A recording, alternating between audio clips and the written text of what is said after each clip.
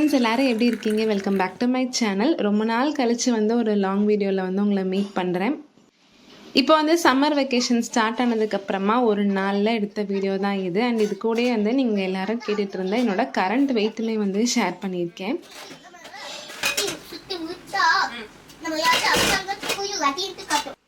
இந்த வெக்கேஷனுக்கு வந்து லாஸ்ட் ஒரு 10 days அப்புறம் ஜூனில் வந்து ஒரு 5 days கிட்ட சேர்த்த மாதிரி தான் வந்து ஊருக்கு போகலாம் அப்படின்னு சொல்லி பிளான் பண்ணியிருக்கோம். ஏன்னா ஒரு ஃபங்க்ஷனுமே வருது ஃபேமிலியில். ஆனால் அதுக்கு முன்னாடியே ஏப்ரல் மிட்டே வந்து ஸ்கூலில் லீவ்லாம் வந்து ஸ்டார்ட் ஆயிருச்சு. சரி, ஏப்ரல் ஃபுல்லாக சென்னையில் இருந்து நல்லா சுற்றி பார்த்துட்டு அதுக்கப்புறம் மே ஸ்டார்டிங்லேயே வந்து அம்மா வீட்டுக்கு போயிடலாம் அப்படின்னு சொல்லி நினச்சிருந்தேன். அண்ட் ஹஸ்பண்டுமே வந்து நீ எப்போனாலும் சொல்லும், நீ கொண்டு போய் விட்டுட்டு வரேன் அண்ட் எத்தனை நாள்னாலும் இருந்துட்டு வாங்க, டைம் நல்லா ரிலாக்ஸ்டாக ஸ்பெண்ட் பண்ணுங்கன்னு தான் சொல்லியிருந்தாங்க. எப்பயுமே வெக்கேஷனில் ஊருக்கு கிளம்புறோம் அப்படின்னாலே ஃபஸ்ட்டு எனக்கு மைண்டில் ஓடுறது வந்து பார்த்திங்கன்னா, நம்ம போயிட்டோம் அப்படின்னா அவங்களுக்கு பிரேக்ஃபாஸ்ட் லஞ்ச் இதெல்லாம் யாரை ரெடி பண்ணி கொடுப்பா, கடையிலே தானே சாப்பிடுவாங்க அப்படிங்கிற ஒரு எண்ணம் தான் மைண்டில் வந்துட்டே இருக்கும். ஒரு 1 week இல்லை 10 days இருந்தால் ஓரளவுக்கு மேனேஜபிள் தான். இது மாதக்கணக்காக இருக்கும்போது கொஞ்சம் கஷ்டம்தான் அப்படின்னு சொல்லிட்டு எல்லாரும் சேர்ந்தே வந்து போகிற மாதிரி பிளான் பண்ணி வச்சுருக்கேன்.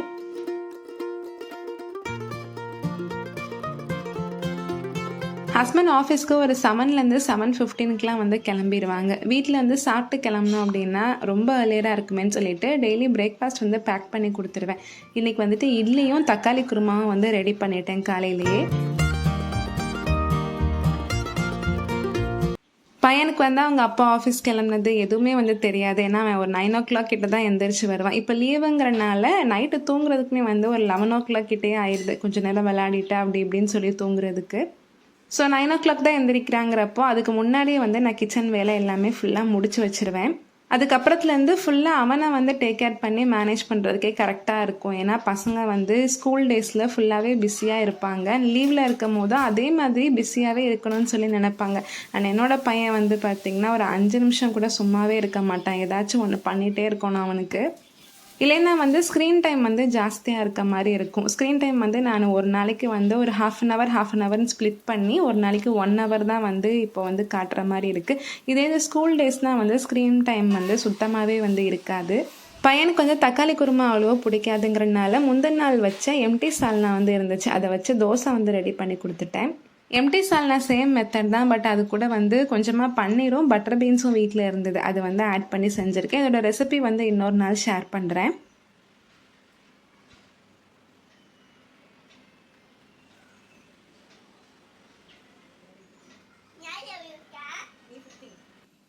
எப்பயுமே வெயிட் செக் பண்ணும்போது எம்டி ஸ்டொமக்கில் தான் பண்ணணும்னு சொல்லுவாங்க. சரின்னு சொல்லிட்டு நம்ம பிரேக்ஃபாஸ்ட் சாப்பிட்றதுக்கு முன்னாடியே வந்து வெயிட் செக் பண்ணிவிட்டேன். 62.85 kg இருக்குது. அண்ட் என்னோடய வெயிட் மிஷின் பற்றியும் நிறைய பேர் கேட்டிருந்தீங்க. இந்த வெயிட் மிஷின் வந்து நீங்கள் சும்மா போய் அமேசானில் வெயிங் ஸ்கேல்னு போட்டாலே வந்து இதுதான் வந்து ஃபஸ்ட்டு வரும். இதோட ப்ரைஸ் வந்து 439 சம்திங் தான் வாங்கியிருந்தேன். ரொம்ப நல்லா வந்து உழைக்குது. இது கிட்டத்தட்ட வாங்கி ஒரு 1.5 years கிட்ட இருக்கும். இந்த வெயிட் மிஷினோட பிராண்ட் நேம் வந்து ஹெல்த் ஜீனி. இதுலேயே நிறைய டிசைன்ஸ் வந்து அவைலபிளாக இருக்குது. நான் வந்து இந்த 2 சைடும் வந்து இந்த லைன்ஸ் போட்ட மாதிரி நடுவில் இந்த ஃப்ளவர் டிசைன் இருக்க மாதிரி இதுதான் வந்து வாங்கியிருந்தேன். மெயினாக வந்து வெயிட் மிஷின் வந்து லைட்டாக கூட நம்ம டொம்முன்னு போட்டுறக்கூடாது. ஏன்னா அதில் வந்துட்டு 4 சென்சார் தான் வந்து இருக்குது 4 கார்னர்ஸ்லேயுமே. ஸோ ஒரு சென்சார் வந்து ஏதாச்சும் லைட்டாக டேமேஜ் ஆனாலும் நமக்கு வெயிட் வந்து அந்தளவுக்கு கரெக்டாக வந்து காட்டாது. ஸோ அதை வந்து ரொம்ப ப்ராப்பராக வந்து ஹேண்டில் பண்ணணும். ப்ராப்பராக ஹேண்டில் பண்ணோம் அப்படின்னா அது ரொம்ப நாள் வந்து உழைக்கும். அண்ட் மெயினாக அது வந்து கிளாஸுங்கிறனால ரொம்ப கேர்ஃபுல்லாக தான் வச்சுக்கணும்.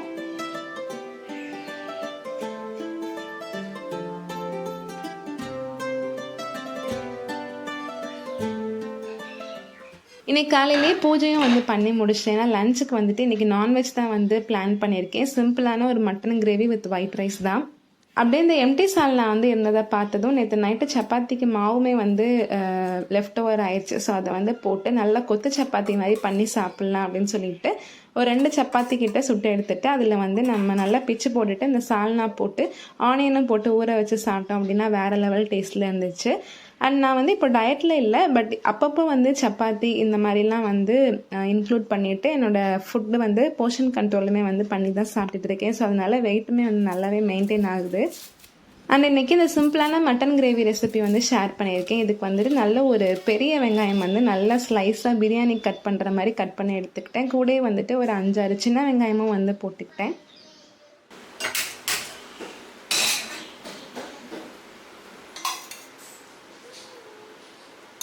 குக்கரில் ஒரு 4 ஸ்பூன் அளவுக்கு ஆயில் வந்து ஆட் பண்ணிவிட்டு இந்த ஹோல் கரம் மசாலா, பட்டை, கிராம்பு, அப்புறம் ஏலக்காய், அந்த ஸ்டார் பூ, அப்புறம் கொஞ்சமாக சோம்பு வந்து ஆட் பண்ணியிருக்கேன். இது கூட நம்ம கட் பண்ணி வச்சுருந்த பெரிய வெங்காயம், சின்ன வெங்காயம் ரெண்டுமே வந்து ஆட் பண்ணிக்கலாம். வெங்காயம் வந்து ஓரளவுக்கு நல்லா கோல்டனாக ஆனதுக்கப்புறமா 1 டேபிள் ஸ்பூன் அளவுக்கு இஞ்சி பூண்டு பேஸ்ட் ஆட் பண்ணிவிட்டு 2 சின்ன சைஸ் தக்காளி வந்து ஸ்லைஸாக கட் பண்ணி ஆட் பண்ணியிருக்கேன். இது கூடயே தக்காளி நல்லா வதங்குறதுக்கு உப்புமே வந்து ஆட் பண்ணிட்டேன். அது லைட்டாக வதங்கிட்டு இருக்கும் போதே கிரேவிக்கு தேவையான மசாலாலாம் எடுத்து வச்சிடலாம். கொஞ்சமாக வந்து மஞ்சள் தூள், அதுக்கப்புறம் 1 ஸ்பூன் அளவுக்கு மிளகாய் தூள், அப்புறம் ஒரு 1/2 ஸ்பூன் அளவுக்கு கலருக்காக காஷ்மீரி சில்லி பவுடர் வந்து ஆட் பண்ணியிருக்கேன். 1 ஸ்பூன் அளவுக்கு மல்லித்தூள் வந்து ஆட் பண்ணியிருக்கேன். ஸோ இது எல்லாத்தையுமே இந்த வெங்காயத்தோடு ஆட் பண்ணி நல்லா மிக்ஸ் பண்ணிடலாம். மசாலா வந்து நம்ம கண்டெய்னர்லேருந்து எடுத்து டேரெக்டாக குக்கரில் வந்து நம்ம ரெசிபீஸோடு ஆட் பண்ணுவோம் இல்லையா? ஸோ அந்த ஸ்பூனை வந்து நம்ம மறுபடியும் அதே மசாலா பாக்ஸ்குள்ளே அப்படியே போட்டு வச்சோம் அப்படின்னா அந்த குக்கர்லேருந்து வந்த ஆவி, அந்த ஹீட்டு வந்து பட்டு லைட்டாக ஈரம் இருக்கும் அந்த ஸ்பூனில். ஸோ அதை நம்ம உள்ளே மறுபடியும் போட்டு வைக்கும் போது சம்டைம்ஸ் வந்து நாளாக வண்டு வந்து மசாலாவில் ஃபார்ம் பண்ணுறதுக்கு வந்து வாய்ப்பு இருக்குது.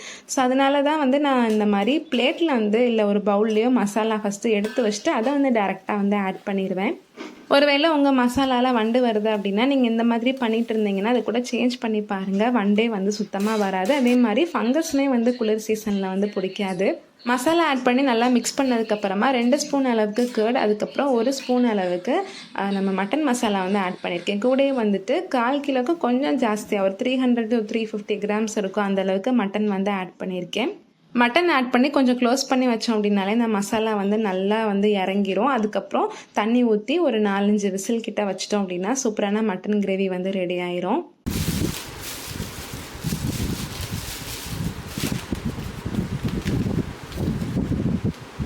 இது ரெடி பண்ணிட்டு இருந்த டைமில் மாமா ஊர்லேருந்து அனுப்பிச்சிருந்த பார்சலுமே வந்து வந்துருந்துச்சு. கீழே போய் கேட் கிட்ட வாங்கிட்டு வந்திருந்தேன்.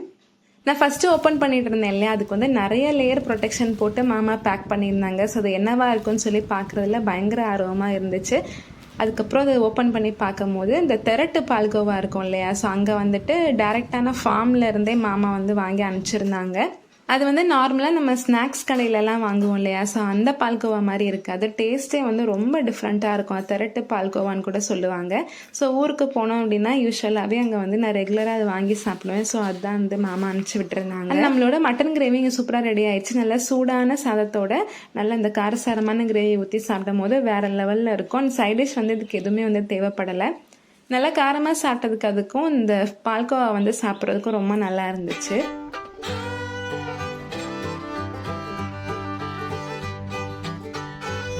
சென்னையில் அதுவும் முக்கியமாக அப்பார்ட்மெண்ட்டில் இருக்கவங்களுக்கு தெரியும். அவங்க மெயினாக ஃபேஸ் பண்ணுற ஒரு பிரச்சனை வந்து பார்த்திங்கன்னா இந்த புறா தொல்லையாக இருக்கும். எங்கெல்லாம் வந்து ஓடிஎஸ் ஏரியா இருக்கோ ஸோ அங்கெல்லாம் வந்து நல்லா கூடு கட்டிட்டு ஃபேமிலியோடு வந்து இருந்துப்பாங்க. ஸோ அதனால் எங்களோட ஓடிஎஸ் ஏரியா ஒரு சில இடங்களில் வந்து கவர் பண்ணி நெட்டு வந்து போட்டுடலாம் அப்படின்னு சொல்லி புறா நெட்டு வந்து போட்டுட்ருந்தோம். ஸோ ஈவினிங் வந்து டின்னர் வந்து ரெடி பண்ணி வச்சுட்டு அதுக்கப்புறம் பையனை பார்க்கு கூட்டிகிட்டு போகலாம் அப்படின்னு சொல்லிட்டு இப்போ ரீசெண்டாக எங்களோட ஃபேவரட் வந்து இந்த முட்டைக்கோஸ் தொக்கு. முன்னாடிலாம் வந்து முட்டைக்கோஸ் வாங்கினோம் அப்படின்னா ஒரு பாதி முட்டைக்கோஸ் கிட்ட வேஸ்ட்டாக தான் ஆகும். ஆனால் இப்போல்லாம் வந்து இந்த சப்பாத்திக்கு இந்த சைடிஷாக ரெடி பண்ணி சூப்பராக வந்து சாப்பிட்றது. ஸோ ரொம்ப நல்லாயிருக்கும். இது இன்னொரு வீடியோவில் வந்து நான் கண்டிப்பாக ஷேர் பண்ணுறேன். ஸோ இந்த விலாக் வந்து இதோட முடியுது. இந்த வீடியோ உங்களுக்கு பிடிச்சிருந்துச்சு அப்படின்னா நம்ம சேனல் சமையல் பவனுக்கு சப்ஸ்கிரைப் பண்ணி வச்சுக்கோங்க. மீண்டும் ஒரு சூப்பரான வீடியோவில் உங்களை மீட் பண்ணுறேன். Until then, thank you.